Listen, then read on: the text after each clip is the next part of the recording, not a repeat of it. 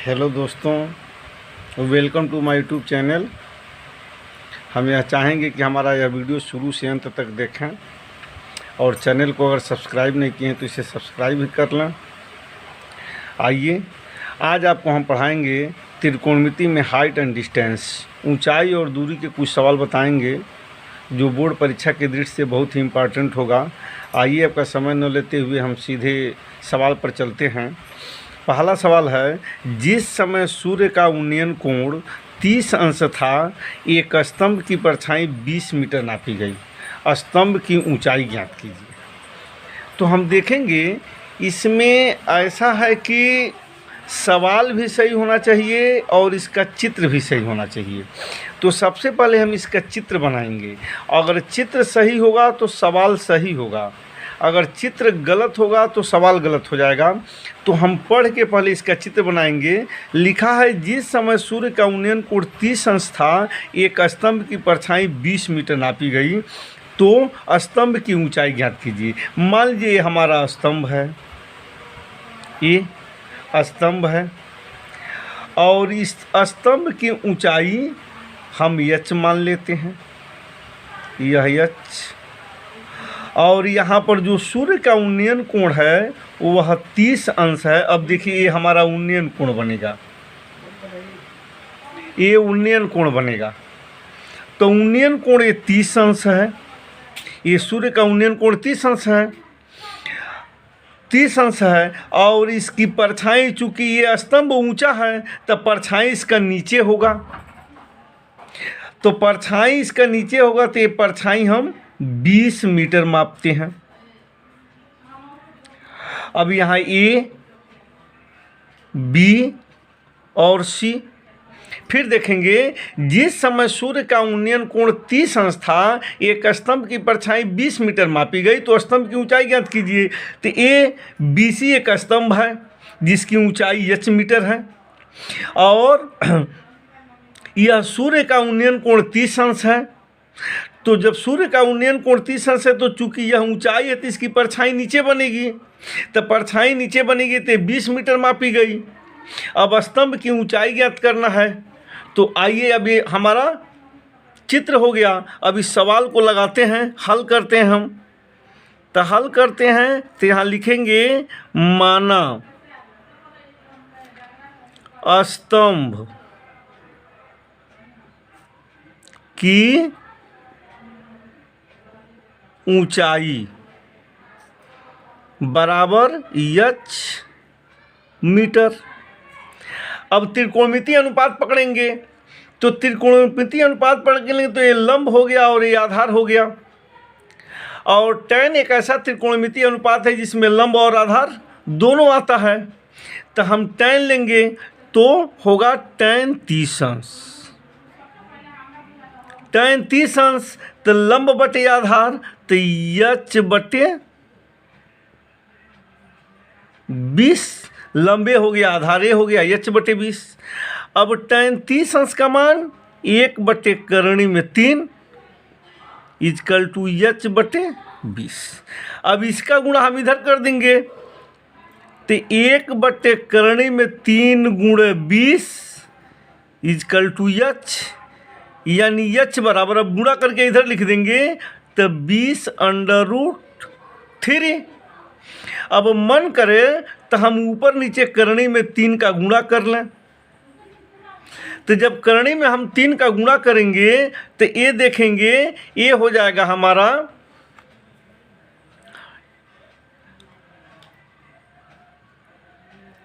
ये हो जाएगा हमारा 20√3 और बटे करणी में 3 का गुणा करणी में 3 में करेंगे तो ये हो जाएगा 3 मीटर।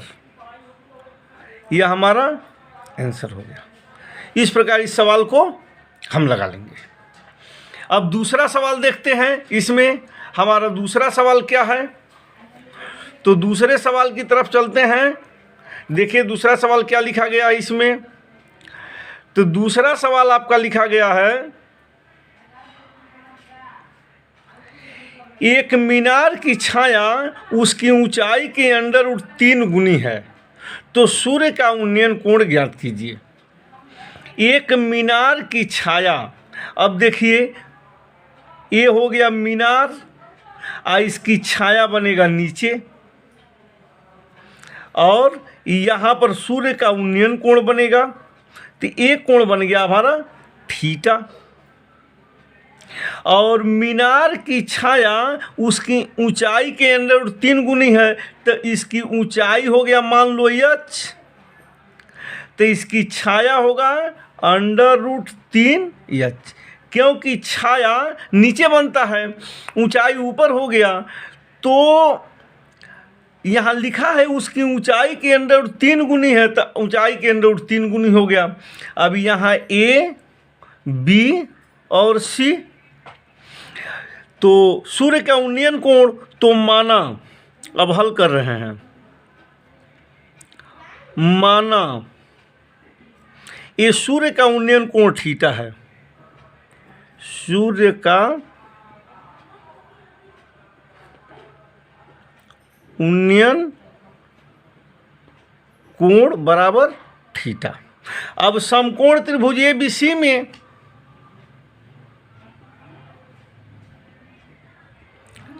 समकोण त्रिभुज ABC में अब देखिए ये लंब है, ये आधार है, तो फिर tan इसमें आएगा, तो होगा tan थीटा बराबर लंब बटे आधार h बटे √3h। h से h कट गया, यहाँ पर 1 हो गया।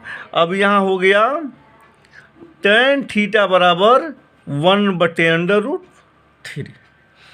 अब देखिए tan थीटा बराबर, अब tan 30 अंश का मान 1 बटे √3 होता है, तो यहाँ तुलना कर देंगे, tan के जगह पर tan है, तो थीटा बराबर होगा 30 अंश, यानी सूर्य का उन्नयन कोण 30 अंश हो जाएगा।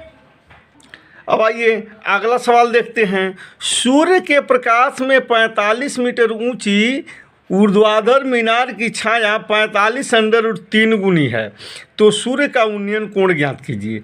तो ये देखिए यहाँ पर पहले मीनार हो गया जो 45 मीटर ऊंची है, इसकी छाया नीचे बनेगी, ये हो गया आपका छाया, तो इसकी छाया है 45 √3 मीटर, क्योंकि उतनी गुनी है, तो सूर्य के प्रकाश में 45 मीटर ऊंची एक मीनार की छाया 45 √3 गुनी नहीं है, 45 √3 मीटर है। यहाँ पर सूर्य के प्रकाश में 45 मीटर ऊंची मीनार की छाया 45 √3 मीटर है, तो सूर्य का उन्नयन कोण ज्ञात कीजिए। तो ये हो गया मीनार और इसकी ऊंचाई हो गई 45 मीटर, यह A, B और C, यहाँ कोण बन गया थीटा। तो अब हल करेंगे, इसको हम हल करेंगे तो यहाँ लिखेंगे माना